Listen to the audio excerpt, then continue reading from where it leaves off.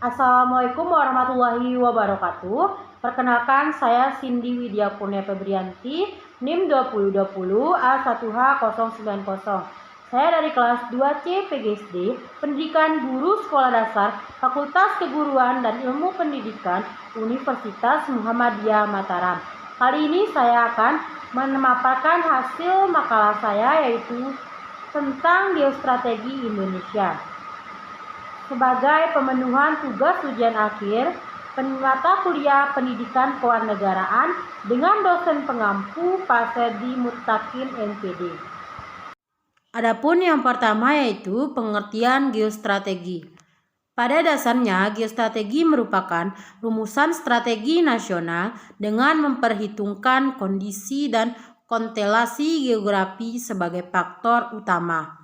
Dalam merumuskan geostrategi, perlu memperhatikan berbagai faktor internal dan eksternal yang akan mempengaruhinya, yaitu geografi, demografi, sumber kekayaan alam, ideologi, politik, ekonomi, sosial budaya, serta pertahanan dan keamanan.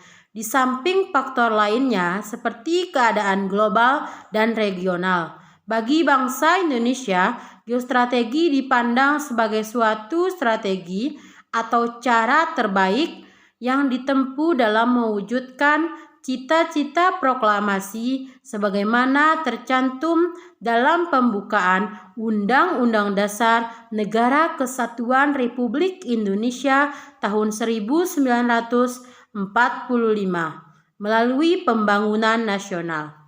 Hal tersebut dimaksudkan untuk menuju cita-cita masa depan yang lebih baik, lebih aman, lebih damai, sejahtera, melalui pengendalian ruang, situasi, dan waktu-waktu.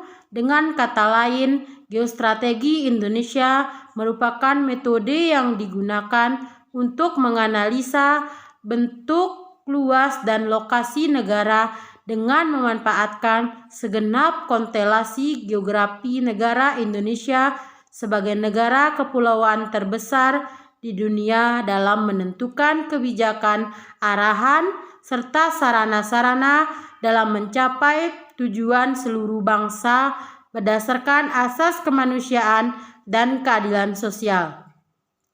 Yang kedua yaitu fungsi geostrategi.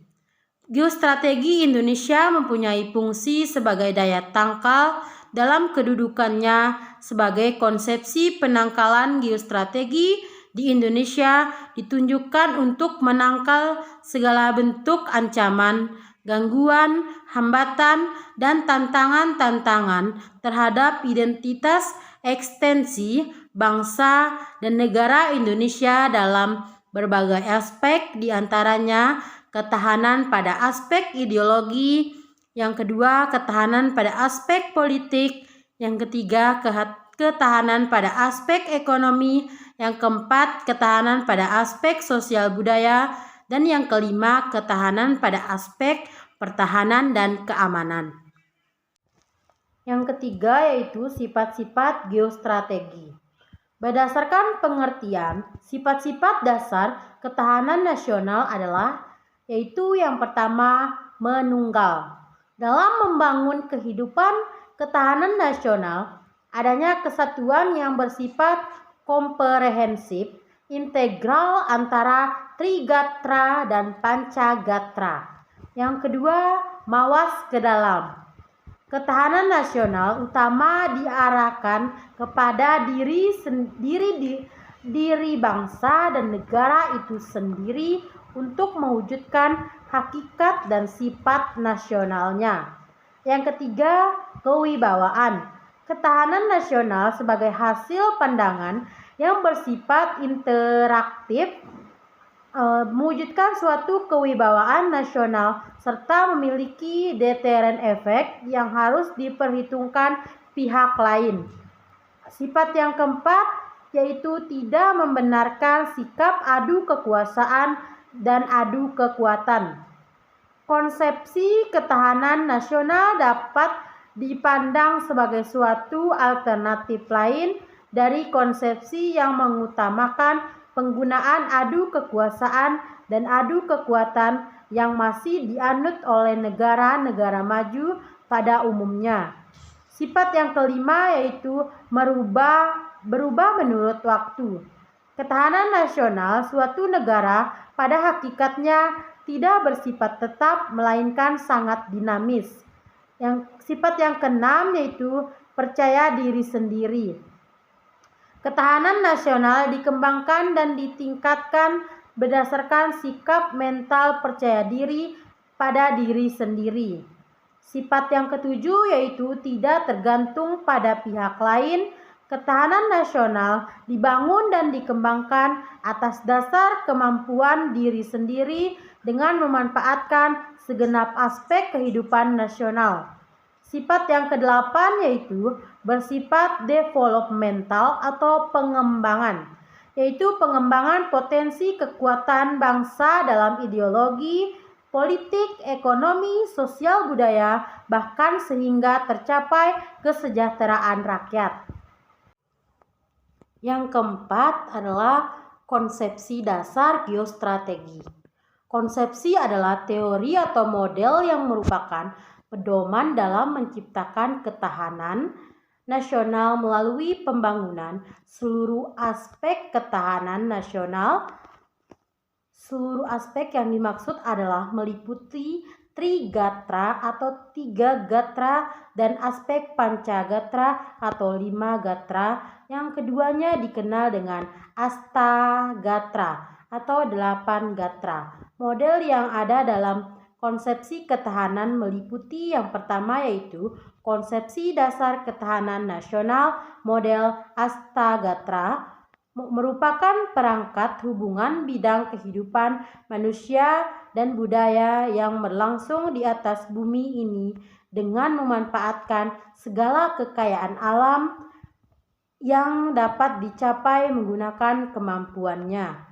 Yang kedua, konsepsi dasar ketahanan nasional model pengetahuan Morgenthau. Morgenthau mengadakan observasi atas tata kehidupan nasional secara mikro dilihat dari luar sehingga ketahanan masyarakat bangsa ditampilkan sebagai kekuatan. Model ini bersifat deskriptif, kualitatif dengan jumlah gatra yang cukup banyak.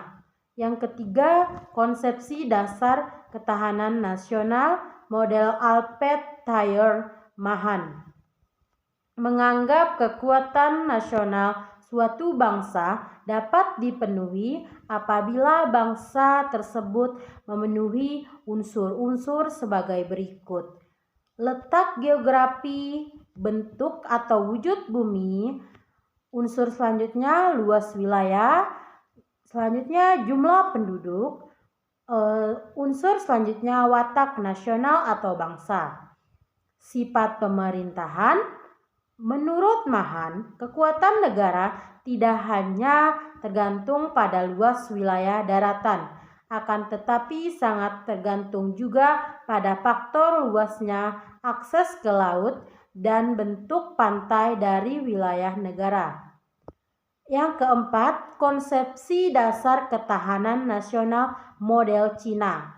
Hubungan antara negara pada hakikatnya amat dipengaruhi oleh persepsi suatu negara terhadap negara lainnya, termasuk di dalamnya persepsi atau sistem penangkal dari negara lainnya. Materi yang kelima yaitu tujuan geostrategi. Berbagai konsep dasar serta pengembangan geostrategi Indonesia pada dasarnya bertujuan untuk, yaitu yang pertama, menyusun dan mengembangkan potensi kekuatan nasional baik yang berbasis pada aspek ideologi, politik, sosial budaya, bahkan aspek-aspek alamiah. Yang kedua, menunjang tugas pokok pemerintah Indonesia dalam yang pertama yaitu menegakkan hukum dan ketertiban atau yang sering disebut dengan law and order. Yang kedua, terwujudnya kesejahteraan dan kemakmuran atau sering disebut dengan welfare and prosperity.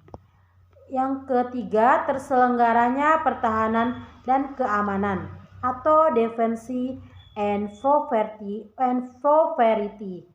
Yang keempat, terwujudnya keadilan hukum dan keadilan sosial atau juridical justice and social justice. Yang kelima, tersedianya kesempatan rakyat untuk mengaktualisasikan diri atau freedom of the people. Sekian yang dapat saya sampaikan, lebih kurangnya saya mohon maaf. Wabillahi taufiq wal hidayah. Wassalamualaikum warahmatullahi wabarakatuh.